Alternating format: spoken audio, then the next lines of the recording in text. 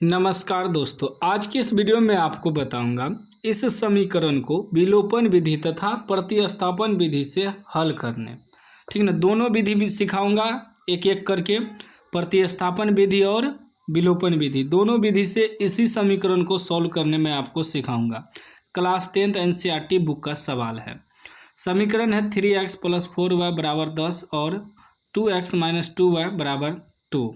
ठीक ना, इसको पहले विलोपन विधि से सॉल्व करते हैं, उसके बाद प्रतिस्थापन विधि से सॉल्व करेंगे। ध्यान से आपको समझना है। देखिए, समीकरण लिख लेंगे। समीकरण क्या है? 3x +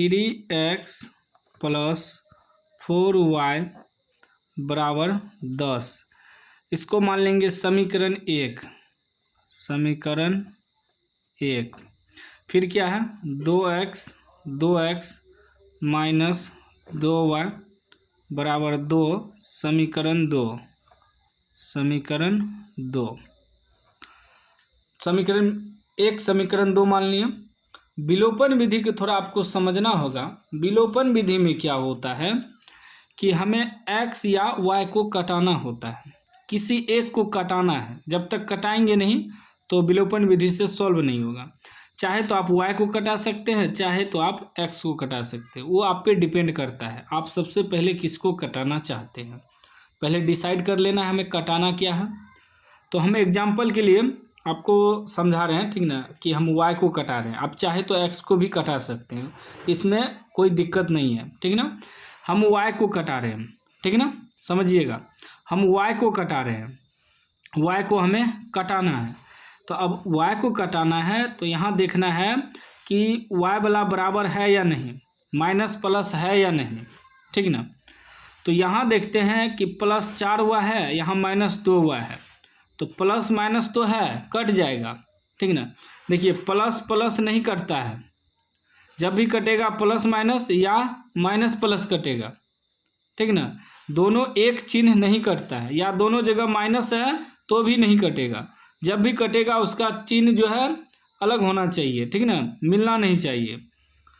माइनस प्लस जब भी कटेगा, यदि दोनों जगह माइनस से रहे समीकरण में, तब हमें उसको समीकरण को प्लस करना होगा, तब जाके माइनस प्लस कटेगा।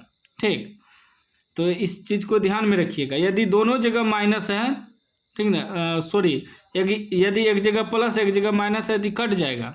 यदि दोनों जगह प्लस है तब फिर हमें क्या करना होगा, तो समीकरण को माइनस करना होगा, समीकरण 1 में समीकरण 2 को, तब जाके कटेगा। इस चीज़ को आपको ध्यान में रखना है। अब यहाँ प्लस माइनस पहले से है, यहाँ 4 हुआ है, यहाँ 2 हुआ है, तो इसका मतलब यहाँ जो हमें 4 पुराना पड़ेगा तब न कटेगा। तो समीकरण 2 को क्या करेंगे, 2 से गुना कर देंगे, तो 2 दूनी 4y हो जाएगा। ठीक ना, जैसे एग्जाम्पल के लिए हम कर रहे हैं, जैसे +4y है तो हम 2 से गुना करेंगे इसमें, तब ना 2 दूनी 4y हो जाएगा, -4y, तो माइनस प्लस कट जाएगा। यदि हम x को कटाते हैं तो यहाँ है 3x, यहाँ है 2x, नहीं कटेगा। और दोनों जगह प्लस है, नहीं कटेगा। तो हमें माइनस करना होगा। माइनस करेंगे और ये 2 को 1 से गुना करेंगे और 3 को समीकरण 2 से गुना, तब बराबर हो जाएगा। क्योंकि यहाँ 3 है, 2 से गुना करेंगे तो 3 दूनी 6x आ जाएगा। और फिर समीकरण 2 को 3 से गुना करेंगे तो 3 दूनी 6x हो जाएगा। और करेंगे क्या, समीकरण 1 में इक्वेशन 1 में इक्वेशन 2 को घटा देंगे। जब घटा देंगे तो दोनों जगह प्लस है तो माइनस लग जाएगा, तब माइनस प्लस कट जाएगा। तो आपको कटाना क्या है इस पे ध्यान देना है, इसीलिए हम माइनस प्लस आपको समझा दिए।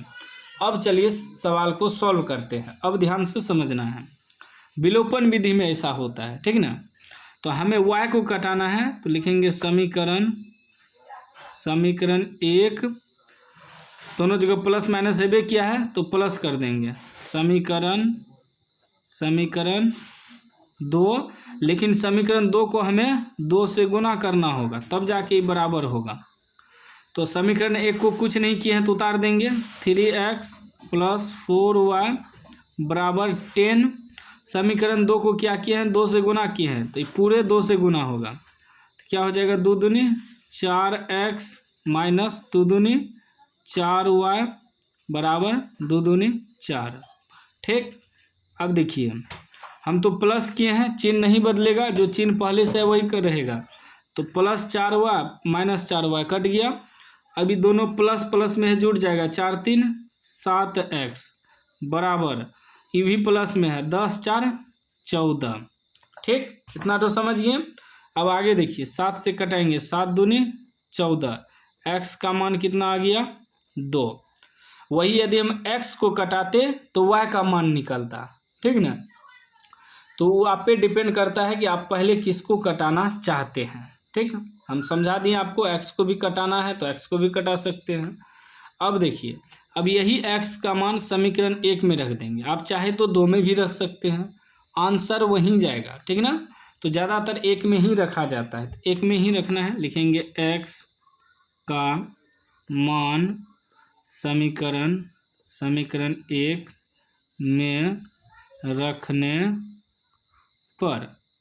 ठीक ना, तो समीकरण 1 क्या है, 3x + 4y बराबर 10, यही है ना समीकरण 1। तो 3x की जगह कितना आया है 2 + 4y बराबर 10, 3 दूनी 6 + 4y बराबर 10।